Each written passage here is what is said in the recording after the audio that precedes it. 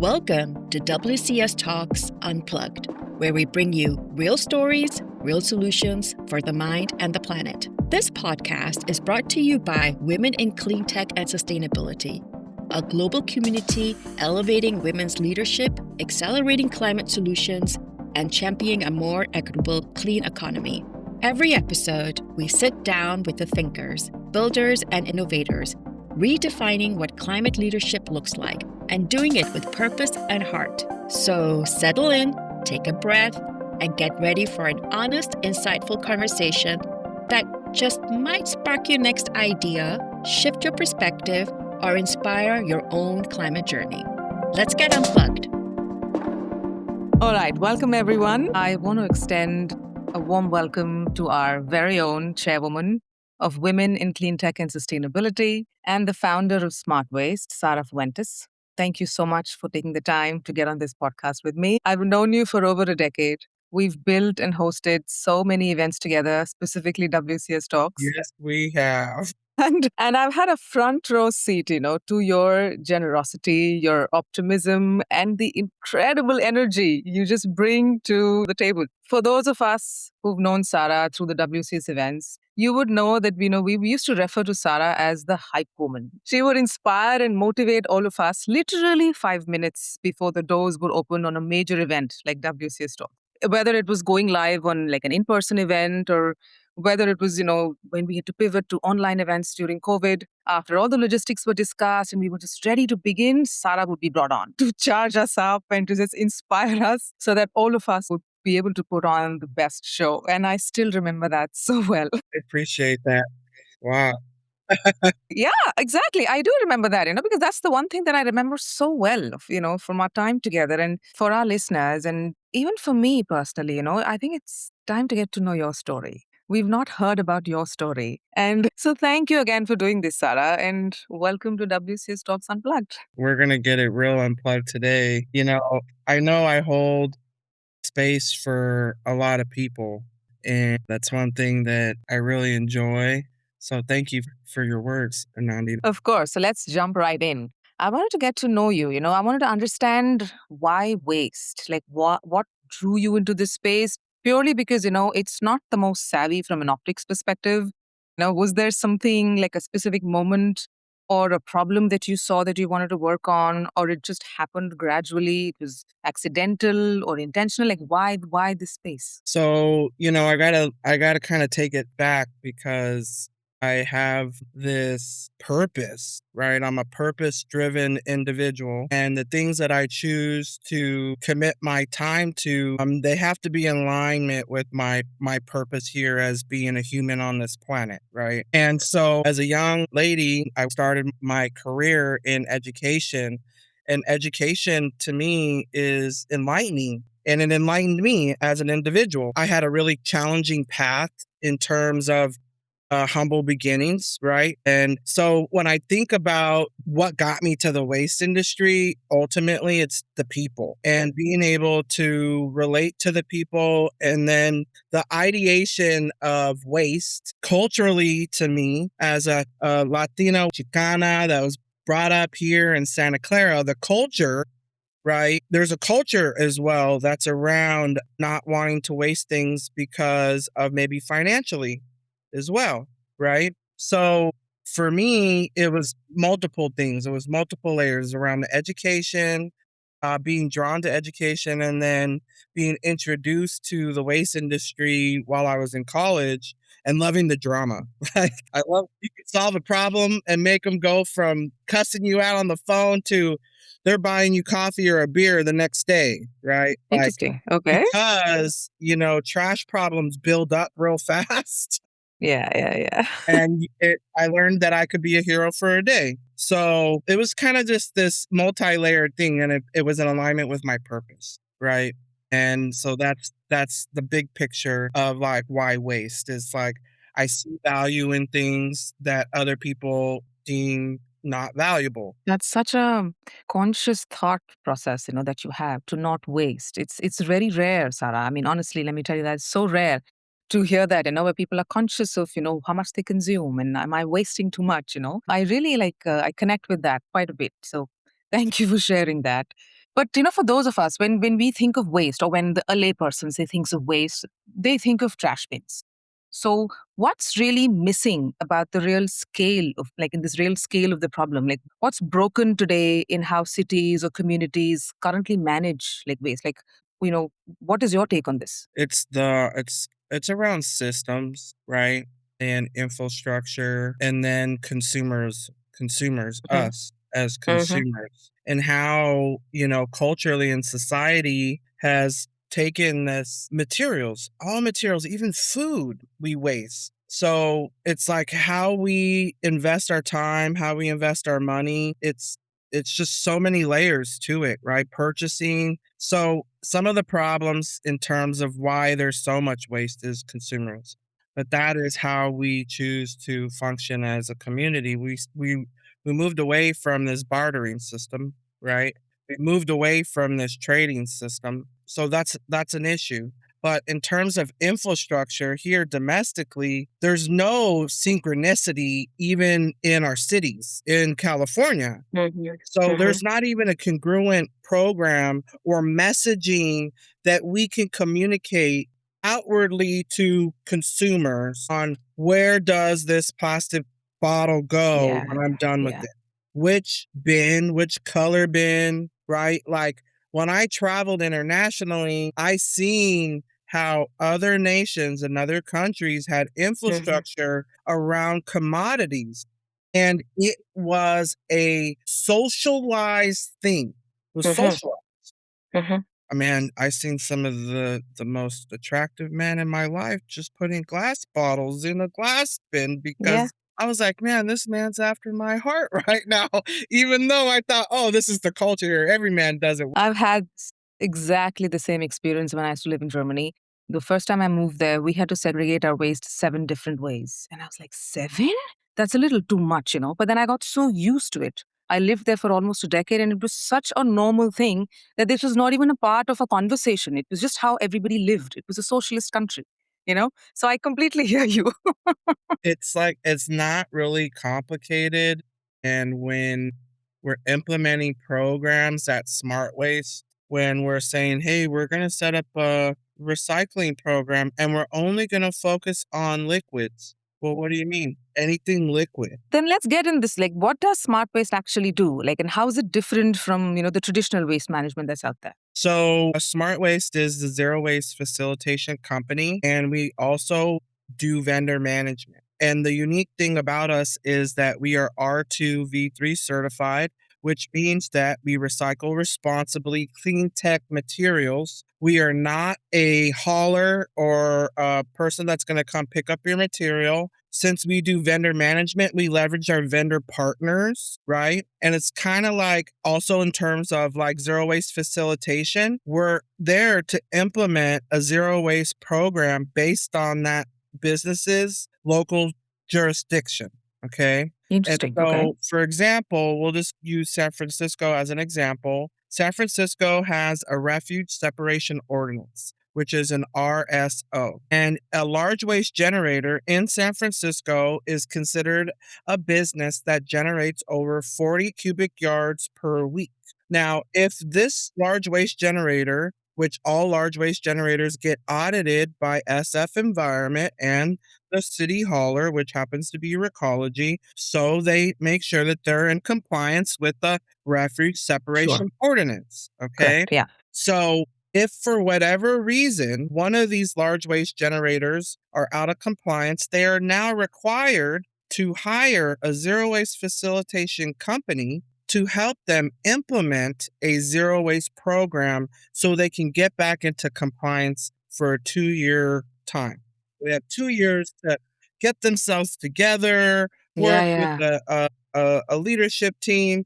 Now, Smart Waste, we are a waste technology company that tests waste technology. We are waste technology agnostic, meaning that we don't have any of our own. We only leverage, once again, Mm-hmm. our waste Mm-hmm. technology partners for application purposes for our customers. Mm. So we are the ones that are testing it out. We are the ones that are seeing, do we get real data from these sensors? Do we really Mm. like this dashboard based on for large enterprise businesses to get the waste data that I really want to get for our customers that might be ISO 14001 based in Silicon Valley, because some customers of ours are as well are not based in San Francisco and they choose to regulate themselves. And how do they do that? They do that through this ISO 14001 standard, right? Which you've heard of. You're in Silicon Yeah. Valley. Absolutely. Nothing happens goes down here, right? Yep. How it happens. So then they have a standard of how their waste is then therefore managed. Well, who's going to Interesting. verify that? Who's going to check that they're doing what's supposed to be happening with their waste vendors? What standard are you applying, right? Well, at a company like Smart Waste, we come from the standard of R2V3, which is for Cleantech materials. Cleantech materials, you and I know a bunch of them, right? Batteries, lithium-ion batteries, solar panels, electronic waste, right? We all are walking around with our cell phones. I'm talking to you on my laptop, right? We have our mics out. So all of these types of materials, when you're a commercial business, you are also then required to, if you are ISO 14001, then therefore you want to work with the vendor that gives you a certificate of recycling, verifying that it's not going to the landfill. That's it, Interesting. right? Wow. So you're helping the client compliant. Yes, we want to help them be compliant with whatever standard they are looking to uphold. Some of our clients want to be ISO 14000, and that's what we want to. We want to help you get there. We want to help you put together the strategy if you need one, or if you want to improve your metrics and you're already ISO 14001 and you're looking to get to the last mile and you really want to dig in, right? Implement reusables, whatever the case may be. Look at your purchasing. That's where we're here for as a strategic partner, because zero waste facilitation and vendor management, we're not the ones that are doing the work. We're working with them. We're connecting them. We're facilitating. Yeah. Facilitating. Yeah. Now, Smart Waste stands for Save Money and Reduce Trash. So our purpose is to help the businesses save money and reduce their trash. I love it. We do this through behavior modification programs, because I mentioned to you that I was an educator and I work at-risk youth and special needs. Yeah. Believe it or not, adults are not much different than at-risk youth and special. I hear you.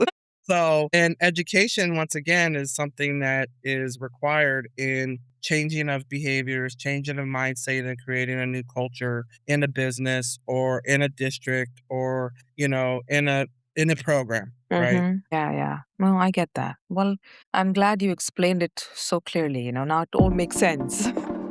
If you are listening to WCS Talks Unplugged, you are already a part of the conversation. Now it's time to be a part of the community. Join Women in Cleantech and Sustainability and connect with a global network of women and allies building climate solutions together. Become a member at womenincleantechsustainability.org. So, there's also a humane aspect to starting a business, and getting to where you are. I know you started the company almost 6 years ago now, and right in the Yes, middle of COVID. during COVID. Exactly. So what's been the hardest part about building this company? And, was there a moment where you thought that, oh, this just might not work? Especially, when you were doing this, we were in the middle of COVID, and, what were you going through? People I've shared with the, WCS community that I'm also a caregiver, right? And it's really, I'm very much family oriented. Family's really important to me. And at that time, my uncle was not understanding that COVID, not understanding, and it was really much a challenge for me to keep him home and safe, right?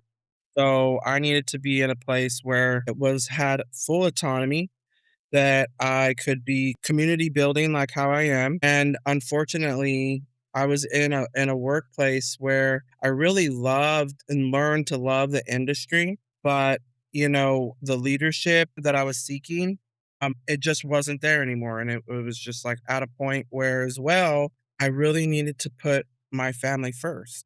And I didn't plan. I had no plan. I just took a risk and decided to, what I like to say, fire my boss at the time. And I had talked to my brother at the time and I said, "Hey, bro, I'm gonna need you to pay rent for like Mm. 90 days. And I think I'm just gonna go, try to get another job." And I did. I got some offers, but then I was introduced to my business partner, Rodney, and he had asked me this question, which I'll never forget, and I really wasn't prepared. He was like, how much money do you think you would need to, start a business? I said, I'm not prepared to answer this question. Yeah. There's a big difference between how much money I need and how much money I want. Yeah, for sure. There's a big For with difference. everybody. Absolutely. Yeah. I'm not prepared. And by August 2020, we were incorporated. And by September, we had our first customer. And we still have that customer to this day, which is a local business here in San Jose, high tech company. Nice. And that's where, ISO 14001 sets the standard for us at Smart Waste because municipal solid waste doesn't have the same type of, it is regulated, but it's not as commoditized and, sought after as valuable, right? Okay. Okay. In terms of like electronic waste and things like this. When you think of municipal solid waste, you think of food waste, Yeah. you think of the trash you throw away at home every day, and you think of, old things that maybe that you're throwing away at home, which is Yeah. clothes and things like this. So I just really find it very interesting to commoditize things as well. I find that interesting. Nice. What were some of the I'm sure you must have faced many challenges along the way, Anything that comes to mind, like some learnings along the way or some challenges that you face, especially being a woman going out to pitch your company, raising funds, if you had to go through that. Anything that, you would like to share? There's a laundry list of Sure.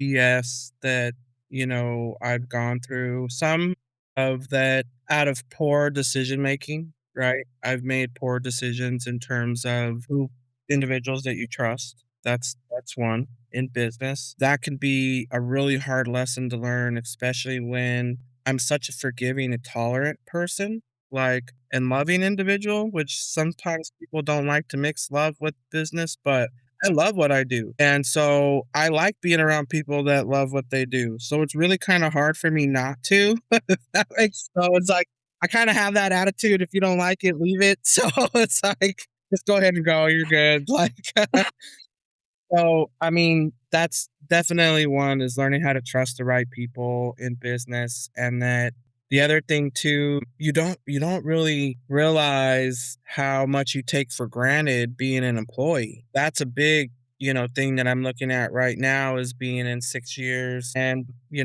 really wanting to like make sure that I pivot correctly during this transition with AI. I've been familiar and we've been testing AI and machine learning for well over 5 years in Smart Waste. So this is not anything new to us, right? But at the same time, we are a small business and small businesses get stepped on Yeah. in a conglomerate place like the Silicon Valley. And finding your position, finding your voice. Like it took me 5 years, Anandi, to put up my banner outside my office. Wow. Like those are some of the challenges that Why do you think that was?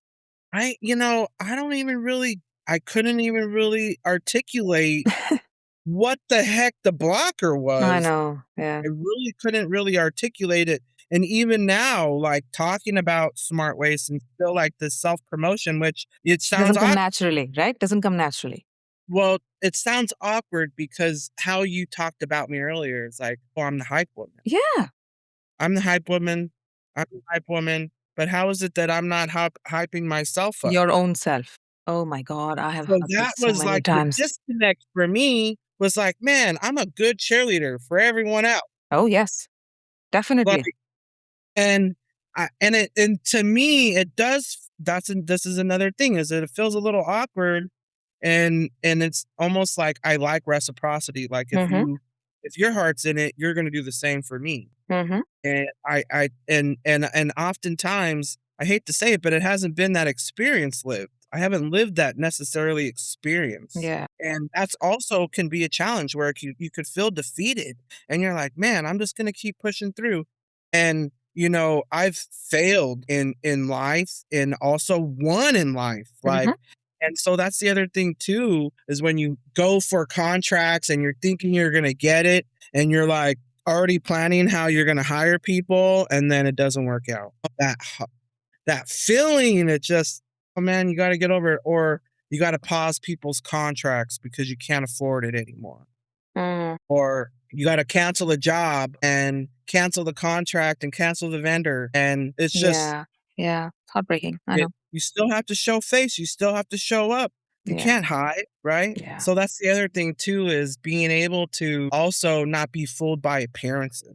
Because oftentimes I think people are fooled by appearances just because people own a business that they're balling out of control and that they're jet setting here and they're jet setting there and they're really, no, don't be fooled by appearances. It's like every business needs help. Every business wants help. Every business wants business. And the best way I think to support businesses is by showing up, is by referring them, engaging with what they're doing, obviously asking, hey, like how you did earlier, like, hey, tell me more about what you guys are doing and things like that, right? That kind of thing can be where as a founder, you could take a little personal. And so that's the other thing too, which a lot of people know this about founders, that founders can be, especially here in Silicon Valley, there's a lot of ego, okay? A lot of ego. And I really strive to come humble and not be too full of myself, have enough confidence. It's a fine balance, right? Like you've got to be confident. Fake it till you make it is at the number of times I've heard it. I personally am not a big follower of that, but I have heard that a million times. Like there's a fine balance between appearing confident and but not appearing too full of yourself and yet be humble. I mean, it's a challenge to strike that balance. I like to challenge myself too, right? Like I really like to challenge myself to stay present too, Anandi. And that's one of the things I think that is also a challenge in being a founder and doing things that you want to make successful is being present, listening to what's happening right now, listening to your customers. And that can also be hard. I've had one of my customers give it to me where, Really? oh yeah, man, there was a mistake that was made. There was some errors in a report. The data was not good. And so when your customer tells you your data's trash, what do you do? What do Yeah. you do? You got to You own up you and fix it. correct it. Yeah. Yeah. Fix it, Exactly. right? So then when we went out to fix this problem, it elevated us. It elevated us. It elevated the product to our customer. It elevated the experience. And that was because I listened. And so sometimes as a founder, when you think that, you got a bright idea, but really the bright ideas come when you listen, Yeah. man. That's a good one. That's so important, what you just said. Right ideas come when you listen. Really, really important. That right there is being a founder. It's like, I want to listen to my customers so I can provide a better service to them and a better experience to them. And as a service provider, right, in the waste and recycling industry is an essential worker. It is important to listen to the people that we're serving. At our core values at Smart Waste are transparency, circularity, and people. So good to hear. I wanted to tie this conversation with WCS, specifically. Like you've been with WCS for over 14 years now. How has being part of this community shaped your journey, if at all? It definitely has. It shaped me in terms of being a leader, being somebody that creates things outwardly, that builds teams, and that is a servant. And I have a servant heart. That is something that is part of who I am and my purpose in life, right? And giving back. And also part of my culture. In the indigenous community, we believe that anything you take from the earth, you should also give back. And I give back through service of serving the mothers and the sisters and the aunts that want to preserve our planet. I know it might sound very like esoterical, but at the same time, I do have this alter ego of the protector, right? And the protector is to really protect and preserve our planet for my son, first and foremost, and then my fellow brethren and sisters who I get to be around. And WCS is that outlet for me. It's that outlet that I get to come and let who I am shine with no ulterior motive other than to just bring it. Bring the energy, like you said, bring the fire, bring what needs to be done, that determination around advocacy for gender parity, thought leadership, and being a diverse community around climate action in our local communities. And I mentioned to you that I'm from Santa Clara, and growing up here in Santa Clara, I've seen a lot of transition from when we used to have orchards and Of course. we can go pick cherries to now we have data centers, right? I've seen Yeah. the transition even locally here Yeah. of how the modern world is affecting our way of living. Now, I understand that we want to live it in a modern way, right? Yes. So, but WCS really just allows the messaging around amplifying my desire to be a do it first leader, my desire to be an influencer, and doing purpose-driven work. Right. I feel like that I'm here on purpose, and I really strive to live intentionally around it. Yeah. Very well said, Sarah. And as we're winding up, I wanted to ask you, like, what is some advice that you would want to give to someone who wants to work in this space, or, regardless of the space, somebody who wants to just start their own company in clean tech specifically? It doesn't have to be waste. Since we're doing this for the founding, the founder series, it's not easy to start a business. So if you had some advice for anybody who's looking to start their own company in clean tech, what would it be? So I think about, and this is my mantra, is think about what is the best that can happen. What is the best that can happen with your idea, with your desire? Oftentimes, I know when we start to think about innovations and business, there's two types of individuals where you got the creative one and then you got the business driven one, right? So I would say two things is make sure that you're forward thinking, make sure that you put together a good, solid team and partner where you really come forward transparently with your team and partner, what your strengths and weaknesses are and what, kind of, because you kind of are getting into like a marriage and relationship. Yeah. Oh, yeah. Absolutely.